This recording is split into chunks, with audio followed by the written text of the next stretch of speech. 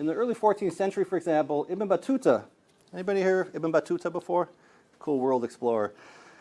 So in the 1300s, Ibn Battuta traveled the entire world from his home base in Tangiers, Morocco, including multiple hajjs, or religious pilgrimages to Mecca, as well as multiple circumnavigations. He left Morocco, traveled the world, made the pilgrimage to Mecca and Medina.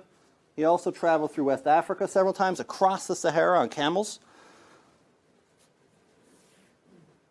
He also traveled the Red Sea, all of Arabia, the entire Swahili coast, writes about it in his diary. We have books on everything he saw in each city he went to. He traveled the Levant, which is the old-fashioned name for Palestine and Lebanon area, the Indian Ocean, most of South and Central Asia, and China. He also traveled through Iberian Al-Andalus up here. Iberia is where Spain and Portugal are. Shortly before his fabled trip to Timbuktu and the Kingdom of Mali. All this just shows how these were established trade routes, and he could move around in these places very comfortably and easily. There was an inherent and widely generalized fluidity in the construction of social identity and culture in the millennia, in the thousands of years, leading up to the point of colonial disruption and reorganization.